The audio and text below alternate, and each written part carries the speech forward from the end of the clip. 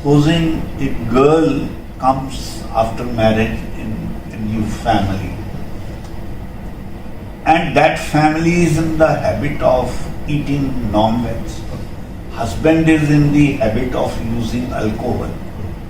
Normally the example is a very apt example. Yes, exactly. Where the clashes come. Now the new entrant says that I have allergy with the non-veg, and similar allergy remains regarding husband taking liquor. Now, conceiving this situation, what do you suggest? For wife or for husband? For wife. For wife. Okay, पहली चीज जैसे मैंने कहा कि हर एक का जो behaviour है वो उसके पर्सनालिटी से आता है. इसको हम थोड़ा और डिटेल में एक्सप्लेन करते हैं, थोड़ा समझ जाए ताकि हम इस पॉइंट को. आप ऐसे समझें जैसे आप एक कार में ट्रेवल करते हैं और 4 फ्रेंड्स आप बैठे हैं और पीछे से आया कोई और उसने गलत तरीके से आपकी गाड़ी को ओवरटेक कर दिया. अब हमने चारों ने एक ही चीज को विटनेस किया है, लेकिन चारों का बिहेवियर इसमें अलग हो सकता है. एक आदमी का जो फर्स्ट फीलिंग आएगी वो ये आएगी कि 90% लोगों में यहाँ पे सेंस ऑफ ड्राइविंग नहीं है.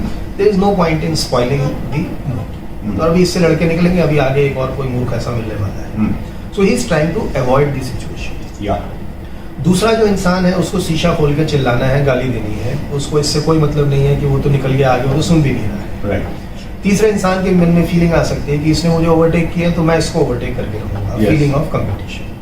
चौथा सोच सकता है कि इसको बाहर निकालो और इसको पीटना भी है पकड़ के, टेकिंग रिवेंज. अब पॉइंट ये आता है कि अगर हम ऐसा मानते हैं कि हम दूसरे की वजह से बिहेव करते हैं, तो चारों ने एक ही इंसिडेंस देखा है तो चारों का एक सा बिहेवियर होना चाहिए. क्यों चारों का अलग अलग बिहेवियर है? क्योंकि चारों की जो पर्सनैलिटी है वो अलग है. मतलब एक सिचुएशन में एक पर्सनैलिटी जब इंटरेक्ट करती है तो एक अलग तरीके का बिहेवियर निकल के आता है. राइट. और पर्सनैलिटी क्या होती है? It is not something which is build in a day. I would say जिस दिन से हम पैदा हुए हैं तब से लेके आज तक के जो मेरे एक्सपीरियंसेस हैं उन सब ने मेरी पर्सनैलिटी को बनाया है. Right. Now with this as a background, coming to this particular lady जो कि एक जगह शादी होती है और वो देखती है कि हस्बैंड जो है वो शराब पीते हैं, नॉनवेज खाते हैं और वो एडजस्ट नहीं कर पा रही है.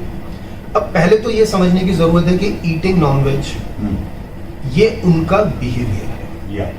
You have to see that from where is he coming, what are his experiences जिस वजह से वो जो है शराब पीते हैं या नॉनवेज खाते हैं. अब सोचिए इसी परिवार में एक ऐसी लड़की आती जिसने अपने पेरेंट्स को देखा होता है. आजकल तो गर्ल्स भी बहुत हैं जो कि ड्रिंक भी कर रही हैं, फीमेल्स भी ड्रिंक कर रही हैं.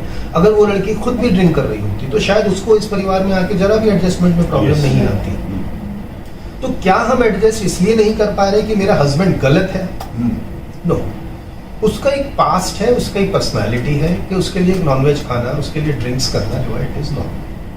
आपका एक बिहेवियर है कि आप जो है ड्रिंक्स को गलत मानती हैं.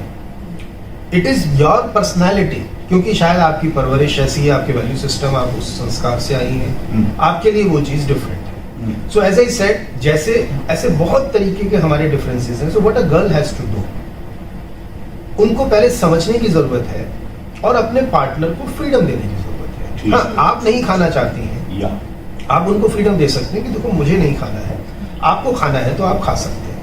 कुछ लोगों को स्मेल भी रहती है नॉनवेज के अंदर, तो ठीक है, आप अपने एक तरीके से उसको फ्रीडम देते हुए आपके जो पेन एरियाज हैं उनको अगर आप in a respectful manner, in a very polite manner, without proving that the other person is wrong, जब हम उस एक फ्रेम ऑफ माइंड में जब हम कम्युनिकेट करते हैं तो हमारी एक्सेप्टेबिलिटी दूसरी तरफ बढ़ जाती है. अब बहुत सारे फैमिलीज ऐसी भी हैं, जैसे मैं आपको बताता हूँ कि मैं जब कॉलेज में था मैं नॉनवेज नहीं खाता था और मेरे फ्रेंड सर्कल में जो है बहुत सारे लोग फ्रेंड्स वो खाते थे. तो ऐसा नहीं है कि मैंने उनके साथ दोस्ती खत्म कर दी या मैं उनके साथ खाना खाने नहीं जा रहा हूँ. मैं खाना खाने जा रहा हूँ, वो अपना मेरे साथ बैठ के अपनी प्लेट्स में नॉनवेज खा रहे हैं, मैं अपना वेजिटेरियन खा रहा हूँ जो मुझे पसंद है. We are accepting the differences and we are and in a most respectful manner. In a most respectful manner. वही मैंने कहा बिहेवियर इंपॉर्टेंट नहीं है मेरे लिए। Yes. Important is what is the emotion in your subconscious. Yeah. अगर आपको ये मालूम है, माँ जानते हैं कि मेरा हस्बैंड बिल्कुल गलत है क्योंकि वो शराब पीता है, नॉनवेज खाता है, अब आप कितना भी सॉफ्टली बोलेंगे, Yeah. वो इमोशंस कम्युनिकेट हो ही जाती है Right. In a respectful manner. You tell कि मुझे नॉनवेज से क्या क्या प्रॉब्लम है, आपको स्मेल की प्रॉब्लम होती है या आपको बनाने में अभी मैं नहीं बनाऊंगी, आप अपना पॉइंट रख सकते हैं। एंड मैंने नहीं देखा ऐसे कि अगर आप अपने पॉइंट को प्यार से रखते हैं तो दूसरा पार्टनर आपको फोर्स करेगा ही करेगा कि नहीं तुमको ही पकाना है। फिर शादी से पहले भी तो खा ही रहा था ना वो। Yeah. शादी से पहले भी तो खा ही रहा था। सो मेरा तो देखो ये रहेगा इसके अंदर अप्रोच। और ड्रिंक्स की जहाँ तक बात आती है, वो एक बहुत बड़ा इशू है। Drink is not just like a eating और हैबिट, इसके पीछे बहुत सारे साइकोलॉजिकल एपिसोड्स, इंसिडेंसेस भी जुड़े हैं। जैसे अगर कोई बच्चा ऐसे जैसे मेरे पास आते हैं इस तरीके के केसेस, जो डी एडिक्शन फॉर अल्कोहल के लिए केसेस आते हैं, अगर मैं 2-4 डायमेंशन इसमें मैं ऐड करूं, कई बार ये होता है कि एज अ टीनेज एक बच्चा ऐसा रहा, उसकी डेवलपमेंट ग्रोथ उसकी ऐसी रही कि उसके अंदर एक लैक ऑफ कॉन्फिडेंस है। उसको ऐसा लगता है कि मैं सोसाइटी में इंफीरियर हूँ किसी तरीके से। तो वो क्या करता है, as a compensatory behaviour, as a defence behaviour, वो क्या करता है, इन्फ्लुएंस बहुत जल्दी हो जाता है सोसाइटी से।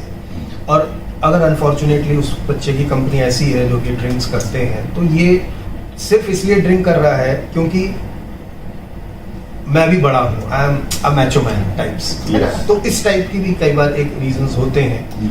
तो अगर एक पार्टनर, एक वाइफ आती है, अगर उसके पास्ट को समझने की कोशिश करे, उसके सबकॉन्शियस माइंड में क्या उसकी फीलिंग्स है, क्या एक्सपीरियंसेस है, और अगर उसको ऐसा लगता है that he is a person who has a bad dysfunctional family, एक अब्यूजिव रिलेशनशिप इसके चाइल्ड पेरेंट्स के साथ रहे हैं, he has some sort of कहीं ना कहीं डीप रूटेड उसको कुछ लैक ऑफ कॉन्फिडेंस है, then wife should rather support on improving, boosting his confidence, appreciating him, being a genuine support to him. ये जो ड्रिंक्स है ये अपने आप छूट जाएंगे। So point is work at the subconscious mind. मेरे लिए जैसे as I said, I am a counsellor as well as I am a hypnotherapist also. So मेरे लिए इंपॉर्टेंट है कि सबकॉन्शियस माइंड में हमारे क्या है, सबकॉन्शियस माइंड में दूसरे के साथ क्या है। और अगर हमने वहां पे पकड़ लिया, सबकॉन्शियस पर हमने चीजों को समझने की कोशिश की, तो हमारा बिहेवियर भी सही रहेगा, रिलेशंस भी बढ़िया रहेंगे। Right. So I think does it answer your? या बिल्कुल ठीक है डॉक्टर साहब, आपकी तरफ से। सर मुझे ऐसा लगता है just a very small line, हाँ। Anything which is done within limits, या anything which is done within limits can never be wrong. And वो हम, जैसे आपने सर कहा बहुत अच्छे से, वाइफ अगर वो लिमिट में है, उनको प्यार से समझाएं, थोड़ा प्यार एक्स्ट्रा दें, Yes. एक्स्ट्रा प्यार दें, Yeah. और तो वो ऑटोमेटिकली धीरे धीरे करके आप अपना पॉइंट में फॉरवर्ड कर सकते हैं। बट जाम वो चीज की लड़ाई करेंगे में तो जाम में थोड़ा प्यार घोल के दीजिए, अगली बार जाम कम और प्यार बढ़ता चला जाएगा।